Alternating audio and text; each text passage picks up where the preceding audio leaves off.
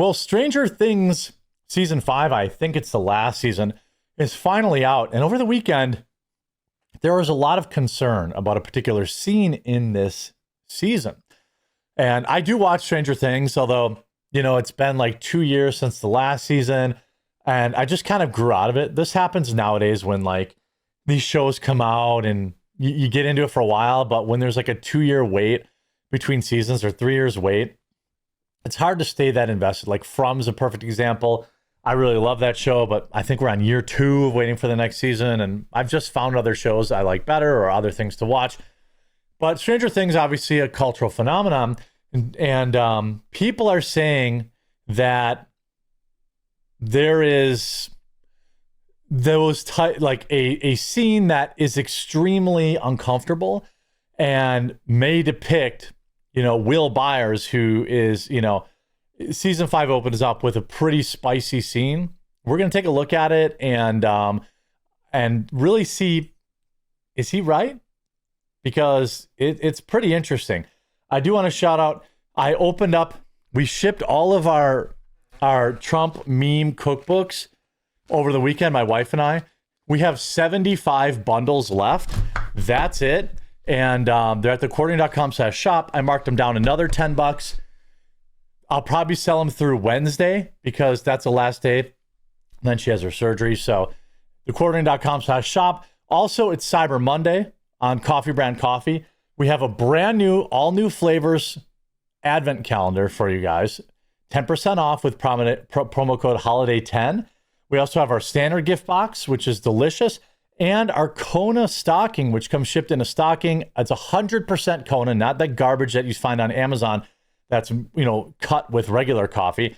Peppermint coca, everything 10% off over at the coffeebrandcoffee.com. And then you just go to Christmas gifts on the top. So let's take a look. Let's stop pretending Netflix doesn't know exactly what it's doing with the opening of Stranger Things season 5. The scene is drenched, absolutely soaked in spicy horror symbolism to a kid. And they'd aimed that imagery straight at a child character, counting on the audience to shrug because it's 2025 and everyone's too desensitized to object, and largely they were right. Season 5 opens up with a flashback to a young Will Byers and the supervillain Vesna that is unmistakably charged with heavy, uncomfortable, spicy symbolism. It echoes the same dark, invasive body horror tone that defined Alien. I'd agree with that, like the face clingers or whatever they're called.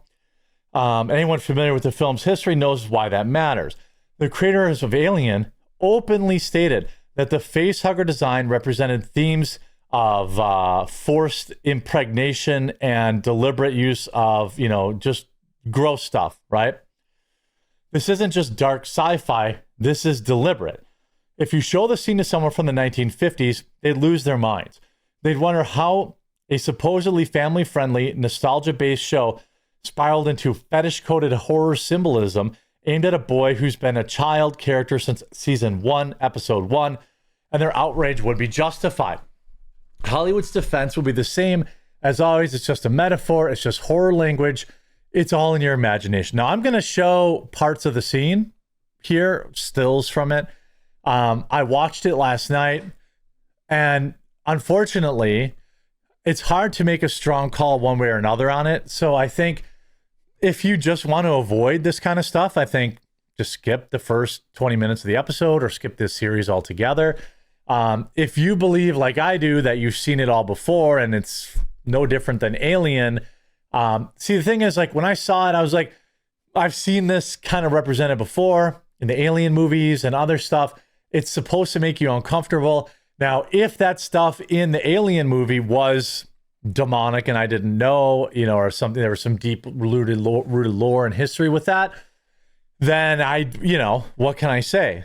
Then Jack is right here, and this article on Human Events is right. Netflix has been playing footsie with grooming and predator aesthetics for years. They never do it openly. They're too corporate for that, but they drip it into culture throughout implication, tone, symbolism, and repetition. They rely on plausible deniability, and they rely on viewers being too dulled and exhausted to push back. Now, that I agree with. I do agree that basically everything on Netflix has some level of degeneracy in it. And anytime someone's like, oh, there's a new show I'm interested in, it's always kind of like, well, cool. How much LGBTQ stuff is going to be crammed in it? How many, white people bad stuff is going to be in it? Like that's going to happen 100%. That's not even up for debate, but it's a question of how much is going to be in it. Now they're ratcheting it up. He says in season 5 with imagery lifted straight from a movie about violation and people barely blink. The real scandal, he says, is that Netflix crossed the line, but Netflix knew the audience wouldn't care. They think you're desensitized. They think you're conditioned. They think you're beat. And honestly, the lack of outrage proves them right. Will's character arc is now one long meditation on trauma. Trauma he can't name, trauma he can't shake, trauma that the show keeps linking to his identity in isolation. And it's a trauma of a child who was taken advantage of. Let's be crystal clear. The responsible storyteller takes a symbolic language, historically acknowledged, artistically intentional, and attaches it to a child character, quote, accidentally. Netflix did it on purpose. They want you to see it. They want you to internalize it. They want your kids to grow up thinking this imagery is normal. This is how cultural boundaries erode, not all at once, but through a steady drip of, quote, just metaphors, just symbolism, just horror, just art. And I think that, again, that's one side of it. Mike Harlow, who's a big horror movie buff and a nice guy, I met him in Kenosha. He wrote, I've never watched Stranger Things, but this is the dumbest ish I've ever heard.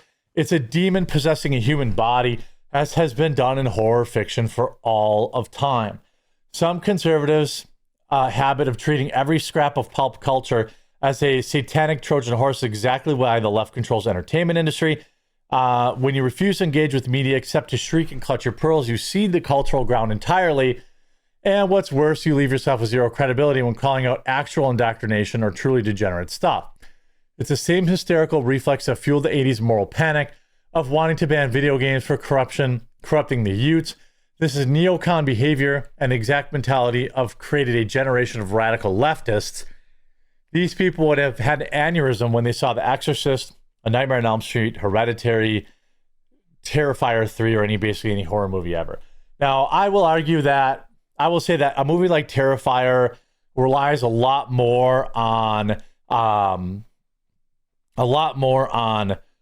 do I say, like, it's pretty spicy. I don't like those kind of movies. I know that there are a lot of people that, are down with, really gross out horror movies.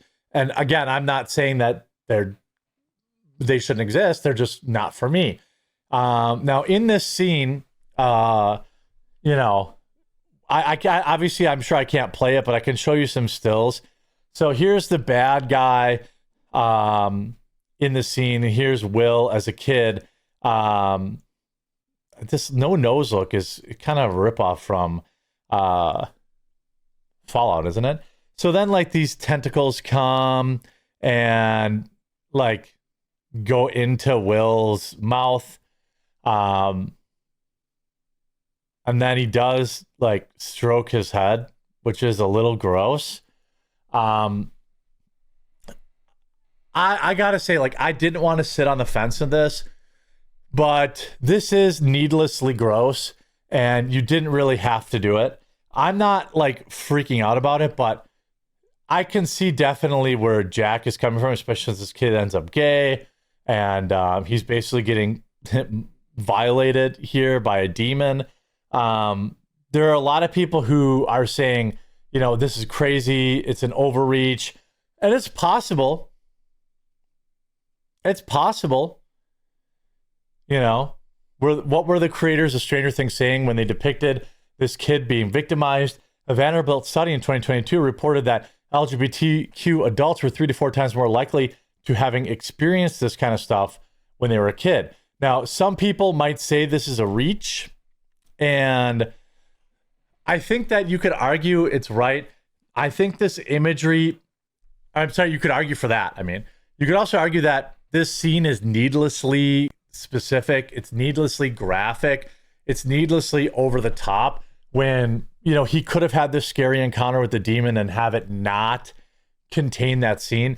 Like, somebody there could have said, like, maybe we don't have this tentacle going down this kid's throat and have, like, the demon guy stroke his head. Like, I think maybe if I had seen that, I'd be like, guys, can we maybe, like, do this a different way? You know, last season, I mean, it's tough because I enjoy horror films, and I think you could absolutely positively make the case of, like, the face huggers from Alien here. But when you look at, like, kind of when he strokes his head, that kind of takes it to a different level, I think. Like, why is this thing going in his throat? Like, I think that you could argue, I think there are bigger things to be worried about, but I also kind of respect where Jack is coming from here, and I respect kind of just saying, I don't want to watch this. Like, I don't want to be involved in this based on, like, if, let's say that it is real and the guy that wrote this and filmed this was getting off on it. If you don't watch it, then you aren't participating in that, and you're not positively reinforcing it by giving them ratings. So, you know, I guess let me know, do you think this is more Satanic Panic, which is ironically a storyline in the show about D&D? Or is this, I mean, because it's Netflix, I kind of feel like, well, like, I kind of feel like I don't want to give Netflix the benefit of the doubt. I don't really think, you know, there's all this other controversy about, like, whether or not the dad, like, bullied one of the kids on the show or whatever the case was. I'm kind of just over modern day Hollywood. I've been watching, like, I watched Christmas Vacation. I watched Home Alone over the weekend. There's enough good movies out for me to not worry about, hey, am I accidentally watching, you know, something that's getting some creepazoid off? Let me know what you think in the comment section down below. I'm not going to not watch it because of the scene, but I've also kind of gotten over Stranger Things because it's been so long. So, meh. I hope you all enjoyed this video. If you did, make sure to leave a like on it. If you have yet, please subscribe or follow down below, and we'll talk to you again real soon.